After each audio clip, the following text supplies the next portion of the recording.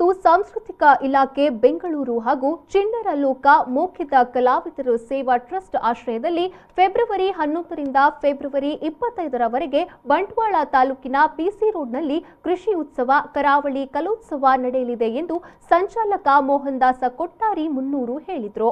ಮಂಗಳೂರಿನ ಪ್ರೆಸ್ ಕ್ಲಬ್ನಲ್ಲಿ ಸುದ್ದಿಗೋಷ್ಠಿಯಲ್ಲಿ ಮಾತನಾಡಿದ ಅವರು, ಬಂಟ್ವಾಳ ತಾಲೂಕಿನ ಬಿಸಿ ರೋಡ್ ಗೋಲ್ಡನ್ ಪಾರ್ಕ್ ಮೈದಾನದಲ್ಲಿ ಒಟ್ಟು 15 ದಿನಗಳ ಕಾಲ ಕಾರ್ಯಕ್ರಮ ನಡೆಯಲಿದೆ। ಫೆಬ್ರವರಿ 11ರಂದು ಸಂಜೆ 4:30ಕ್ಕೆ ನಡೆಯುವ ಉದ್ಘಾಟನೆ ಸಮಾರಂಭಕ್ಕೆ ಮುನ್ನ ಬಿಸಿ ರೋಡ್ ಶ್ರೀ ಅನ್ನಪೂರ್ಣೇಶ್ವರಿ ದೇವಸ್ಥಾನದಿಂದ ಮೈದಾನದವರೆಗೆ ವಿವಿಧ ಜಾನಪದ ಕಲಾ ತಂಡಗಳ ಸೇರುವಿಕೆಯಲ್ಲಿ ಜಾನಪದ ದಿಬ್ಬಣ ಮೆರವಣಿಗೆ ನಡೆಯಲಿದೆ ಎಂದು ತಿಳಿಸಿದರು।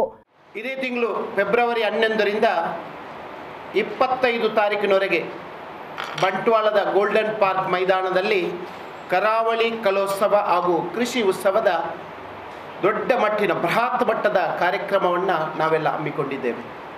ಇದಕ್ಕೆ ತಮ್ಮೆಲ್ಲರ ಸಹಕಾರ ಅಗತ್ಯ। ತಾವೆಲ್ಲ ಸಹಕರಿಸಿದರೆ ಇನ್ನು ಮುಂದಕ್ಕೆ ಕೂಡ ಇಂಥ ಅದ್ಭುತವಾದಂಥ ಕಾರ್ಯಕ್ರಮವನ್ನು ಮಾಡುವುದಕ್ಕೆ ಸಾಧ್ಯ ಉಂಟು।